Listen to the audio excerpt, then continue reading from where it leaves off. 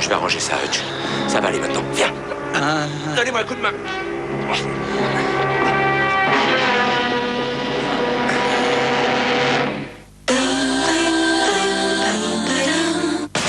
Depuis des années, on s'ennuie en se brossant les dents. Casser la routine. Essayez Theraxil 2 en 1. Plus qu'un dentifrice, un dentifrice et une solution dentaire. Theraxil 2 en 1 renforce vos dents et son action antibactérienne vous apporte une fraîcheur extrême. Libérez-vous de la routine avec Theraxil 2 en 1. Theraxil, rien n'est plus malin pour vos dents.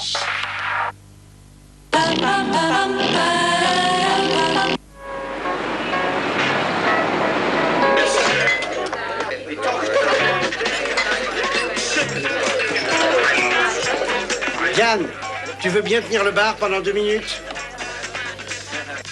Des nouveaux chevaliers au grand cœur, mais qui n'ont jamais peur de rien.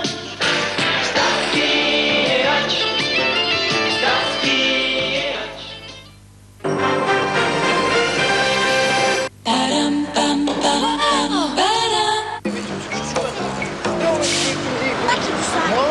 Puisque c'est comme ça, je pars. Mademoiselle, vous pouvez me dire ce que Skip a fait pour vous aujourd'hui? Pour moi, avec Skip, ma relation avec mes fringues dure un peu plus longtemps qu'avec les mecs. Ça vous va comme réponse? Nouveau Skip Tablette. Sa face bleue préserve l'aspect de vos vêtements plus longtemps. Nouveau Skip Tablette.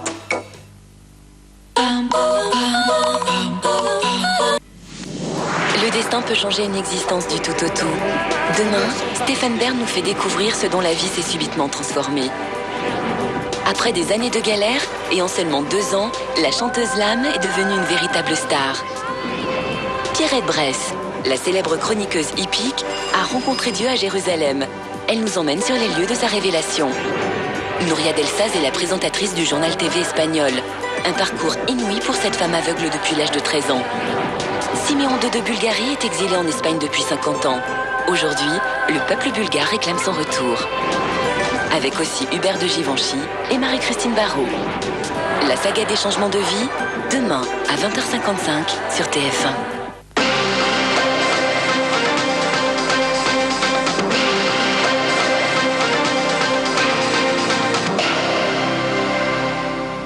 Bonsoir à tous. Attentat dans le centre de Moscou. Une bombe a explosé dans un passage souterrain très fréquenté. 8 morts, 53 blessés au moins.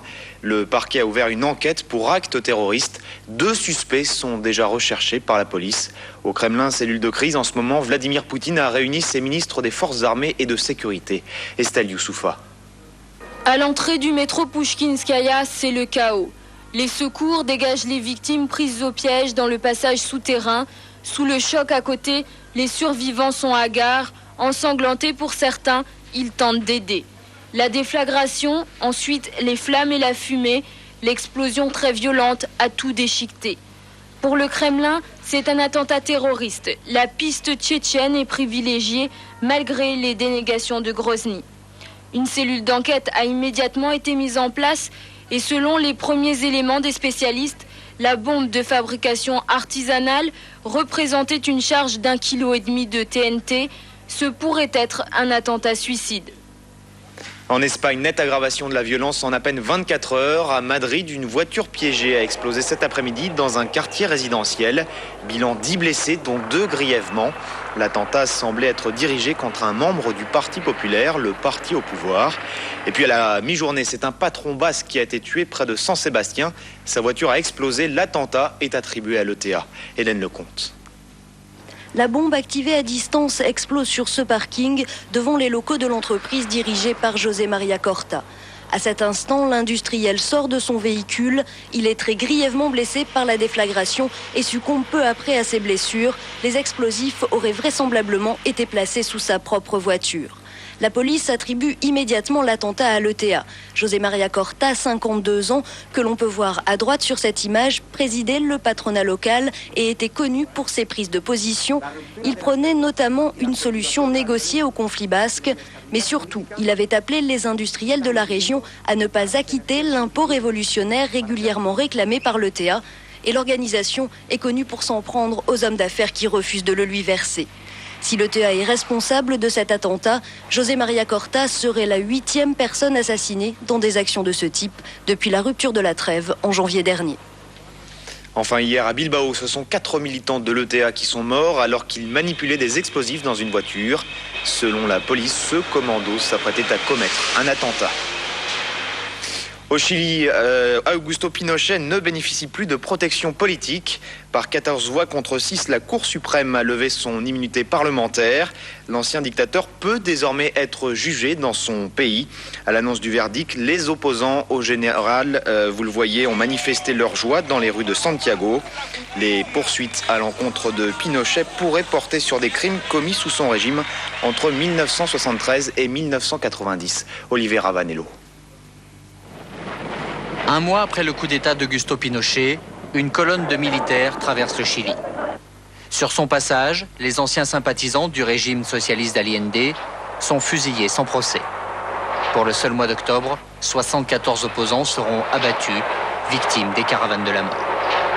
Durant les 17 ans du régime Pinochet, plus de 3000 personnes seront tuées ou portées disparues, laissées dans des fosses communes ou, dit-on, jetées à la mer depuis des avions militaires. Les cris des mères des disparus resteront sans réponse. Après la transition démocratique, Pinochet se drapera dans l'immunité que lui accorde son nouveau statut de sénateur à vie. Mais après l'ouverture de poursuites en Grande-Bretagne, l'espoir renaît. Un juge chilien se base sur 153 plaintes pour ouvrir l'instruction des crimes de la caravane de la mort et obtient la levée de l'immunité. Mais le juge Guzman est toujours seul pour instruire cette énorme affaire, seul pour forcer l'armée à ouvrir toutes ses archives. Et puis il y a encore l'état de santé de Pinochet. À 84 ans, ses avocats peuvent toujours jouer sur sa fragilité. Néanmoins, quelques jours avant la décision de la Cour suprême, Pinochet affirmait ne pas vouloir se soumettre à des examens médicaux, préférant faire face à la justice de son pays. Les réactions, Jacques Chirac et Lionel Jospin se réjouissent de cette levée de l'immunité parlementaire. Pour le Quai d'Orsay, c'est une décision historique. Les États-Unis saluent pour leur part une décision qui devrait aider le Chili à avancer vers un état de droit. L'ouest des États-Unis, toujours la proie des flammes, une soixantaine de feux sévissent toujours. 11 États sont touchés, et particulièrement l'Idaho, où Bill Clinton s'est rendu cet après-midi. Le président américain est venu encourager les pompiers épuisés qui luttent depuis plusieurs semaines. 140 000 hectares de forêt ont été dévastés dans cet état. Au total, ce sont près de 400 000 hectares qui sont partis en fumée. La campagne présidentielle américaine, on peut déjà parler d'un effet Joseph Lieberman.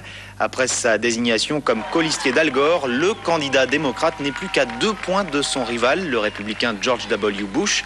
Selon un nouveau sondage, le duo Al Gore-Lieberman a effectué sa première sortie officielle dans la ville de Nashville. La Corse, les obsèques de Jean-Michel Rossi se dérouleront ce mercredi à l'île Rousse. 24 heures après, les circonstances de son assassinat et celles de son garde du corps se précisent. L'ancien dirigeant nationaliste a été achevé de plusieurs balles dans la tête. Par ailleurs, une cinquantaine de douilles ont été retrouvées sur place. L'autopsie des 2 corps a eu lieu aujourd'hui. Après ce double assassinat, les réactions politiques sont unanimes.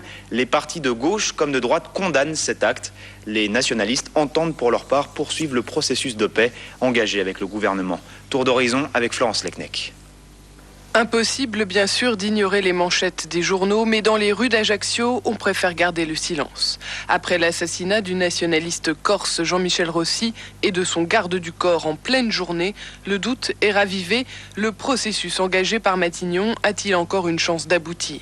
L'évêché de Corse engage pourtant la population à tenir bon et surtout à condamner publiquement cette nouvelle dérive. Maintenant, ça suffit, basta. Mais là, cette fois-ci, on l'a dit aussi, maintenant, il faut construire autrement. Voilà, il faut construire autrement. Plus avec la violence, c'est pas possible, on ne peut rien construire avec la violence. De son côté, la famille nationaliste évoque une provocation destinée à faire échouer par le sang la voie du dialogue. Tous ceux qui sont contre ce processus de paix qui devait s'instaurer en Corse montent au créneau en criant « haro sur la Corse » et surtout « haro sur les nationalistes ».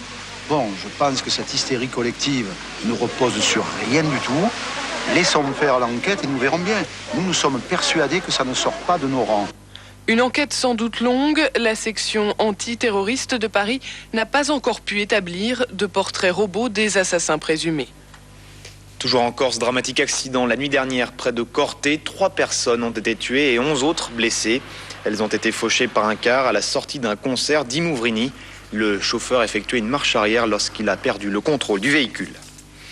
Dans les Alpes de Haute-Provence, dernier hommage au pilote du Concorde Air France qui s'est écrasé il y a 15 jours. 500 personnes ont assisté aux obsèques de Christian Marty, parmi elles le PDG de la compagnie Jean-Cyril Spinetta. Sur place, Chloé Triomphe. La famille, les amis, le personnel d'Air France réunis cet après-midi à Villers-Colmar pour un hommage simple et émouvant à l'image du pilote motivé et compétent, mais aussi de l'homme, du mari, du fils qui écrivait toujours à son père en vol. Ce texte est le dernier qu'il ait écrit à bord d'un Airbus A340 avant de passer sur les Concordes. Madrid est sous les nuages, nous devinons sa présence par la tache lumineuse qui éclaire la couche par en dessous. Nous sommes en cap direct sur Biarritz.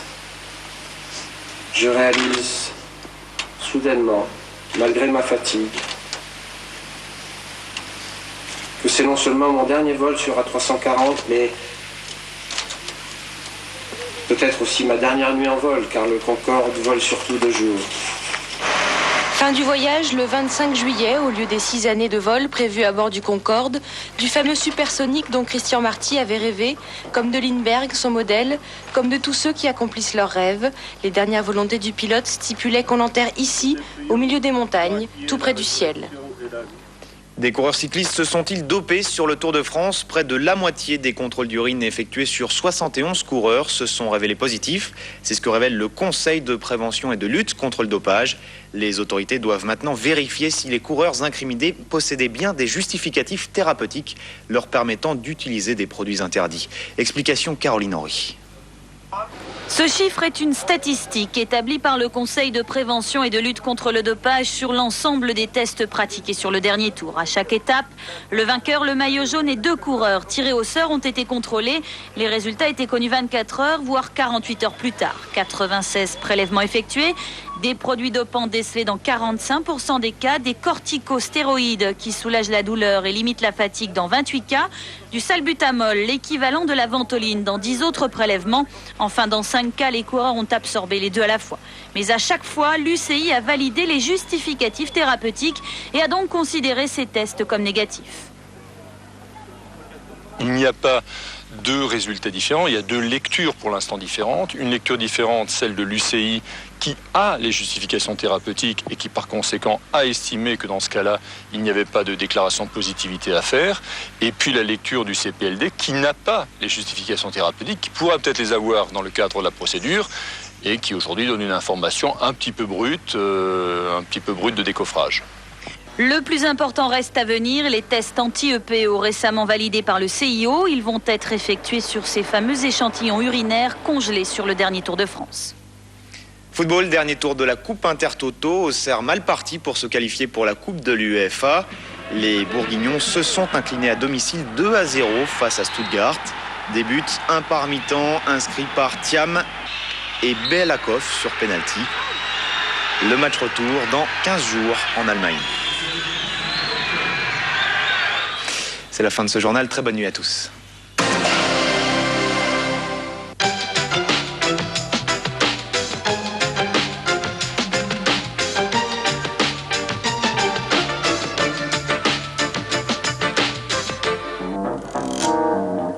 Ce drôle de vaisseau spatial s'est posé au bord de la baie de Cannes au début des années 70. Et il n'en a pas bougé depuis. À l'intérieur, tous les meubles datent de cette époque, à la fois si proches et si lointaines. On dirait qu'ils ont été dessinés pour être posés là.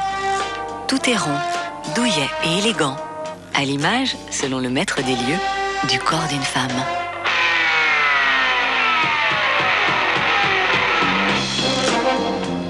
Et quand vient le soir, il transforme ce labyrinthe en palais de 1001 nuits et des 1001 fêtes. Bienvenue dans le Palais Bulle de Pierre Cardin. Les envies prennent vie du côté de chez vous avec les magasins Leroy Merlin. La météo. Avec le groupe CIC, parce que le monde bouge.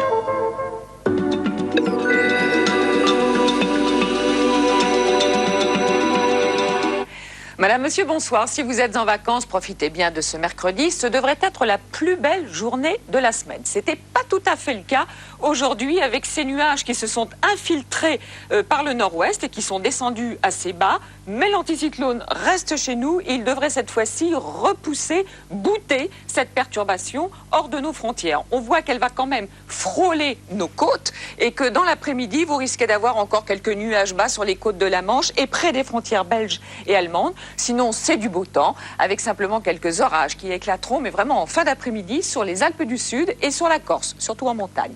Les températures sont en hausse. Le minimum sera de 23 degrés. Ça y est, on repasse au-dessus des normes de saison. Donc 23 degrés pour Langres, jusqu'à 32 degrés aussi bien à Agen qu'à Perpignan ou encore à Nîmes, 27 degrés pour Orléans que l'on retrouve à Paris, 24 à Lille que l'on retrouve à Metz ou à Nancy ou encore à Brest, 26 sur la côte basque, 26 aussi pour Nice et entre 27 et 28 degrés en Corse. Je vous souhaite une douce nuit par conséquent et on se retrouvera tout à l'heure. Bonsoir.